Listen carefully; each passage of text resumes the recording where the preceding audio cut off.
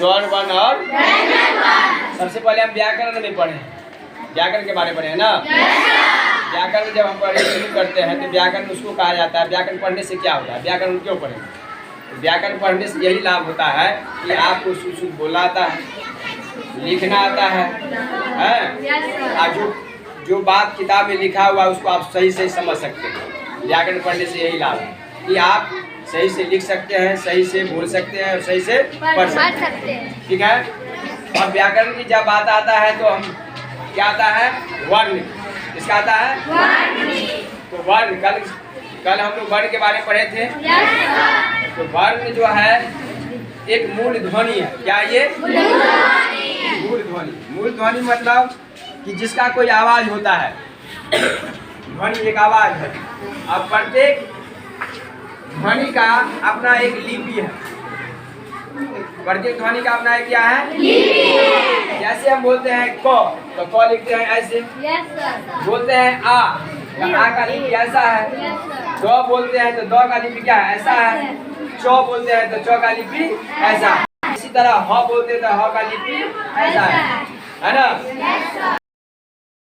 कहते हैं कि ये लिपि है। क्या ये लिपि है? और इसको जब हम बोलते हैं तो एक ध्वनि निकलता है। क्या निकलता है, ध्वनि। जैसे इसको पढ़ते हैं तो ह, च, द, न, है ना।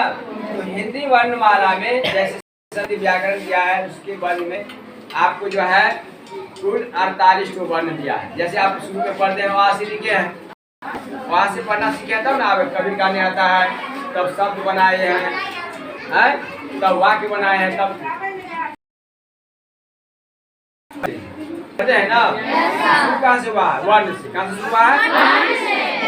अब इस हिंदी वर्णमाला में वर्ण को 48 भागों 8 वर्ण है। कितना वर्ण है, 48 वर्ण में इसको भी बांटा गया। 11 तो स्वर है और 37 तो क्या है, तो 11 तो स्वर है, 37 तो क्या है।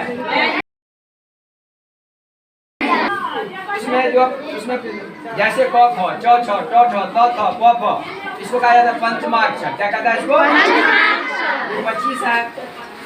हाँ, उसके बाद 4 उष्म है, 4 अंतस्थ है ना, 2 अयोग है। इस तरह से 37 वर्ण जो है आपको क्या हो गया, व्यंजन। अब इसमें हम स्वर्ण वर्ण के बारे में पढ़ेंगे। किसके बारे में, स्वर्ण वर्ण उसको कहा जाता है जिसका उच्चारण किसी दूसरे वर्ण के सहायता के बिना हो जाता है। यानी कि स्वर्ण वर्ण का उच्चारण जब हम करते हैं तो हमें किसी दूसरे वर्ण की सहायता लेना नहीं पड़ता, स्वयं स्वतंत्र है, किसी का मदद नहीं लेना पड़ता।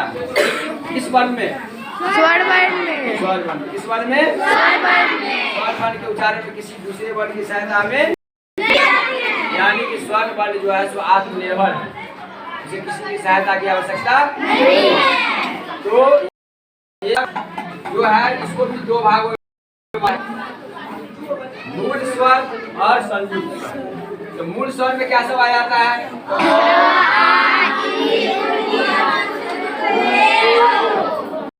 ये भी आ जाता है। इसके बाद संयुक्त वर्ण में आ जाता है क्या आ जाता है। अब इसको मूल स्वर को जो है जो भी इसको भी 2 भागों में बांटा गया है, हर्ष स्वर और हर्ष स्वर में क्या होता है, उच्चारण करने में कम समय लगता है। क्या लगता है, इस स्वर को उच्चारण करने में कम समय लगता है। हर्ष स्वर को क्या सब है, तो क्या अ है ना।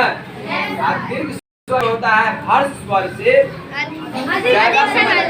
यानी कि दुगुना समय लगता है। उसको उच्चारण जब करते हैं तो उसको दुगुना समय लगता है। इस वर्ण के उच्चारण में स्वर से दुगुना समय लगता है। दीर्घ स्वर, इसमें दीर्घ स्वर क्या है, आ है,